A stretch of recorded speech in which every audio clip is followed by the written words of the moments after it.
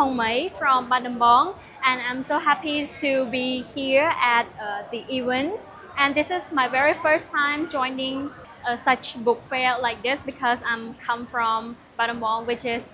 far from Phnom Penh. So I would like to send kindly small message to students or young learners to build habits of yourself to spending time with book, with reading, maybe like 10-20 minutes per day, and that's enough for you to build that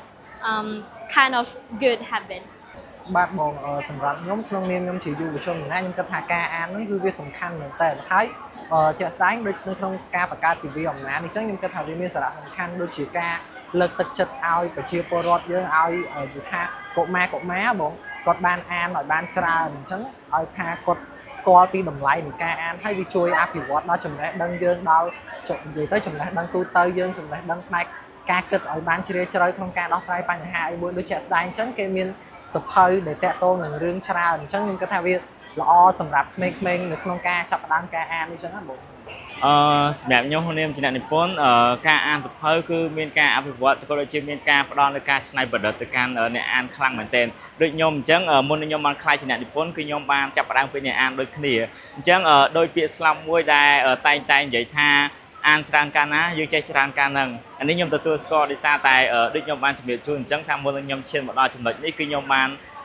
អភិវឌ្ឍខ្លួនពីអ្នកអានរហូតដល់ខ្លាចជាអ្នកសរសេរអញ្ចឹងខ្ញុំគិតថាអ្វីដែលខ្ញុំផ្ដល់អ្វីដែលខ្ញុំបានបញ្ចូលនៅក្នុងស្នាដៃរបស់ខ្ញុំនេះខ្ញុំសង្ឃឹមថាវានឹងជួយជំរុញឲ្យអ្នកអានរបស់ខ្ញុំហ្នឹងគាត់មានគំនិតកាន់តែច្នៃប្រឌិតឡើងដូចគ្នាជាទូទៅវាសម្រាប់ខ្ញុំមានកត្តាច្រើនដែលជំរុញឲ្យខ្ញុំឆ្លាញ់ការអានដូចថា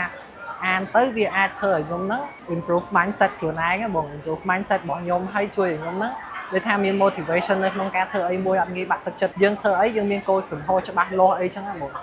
សម្រាប់សារពីខ្ញុំទៅនៅក្នុងទិវាជាតិអំណាចនេះខ្ញុំមានតែសំណូមពរឲ្យយុវជនចំនួនក្រោយឬក៏ក្មេងៗគាត់ព្យាយាមអានឲ្យបានច្រើនការអាននឹងនាំឲ្យអ្នកទាំងអស់គ្នា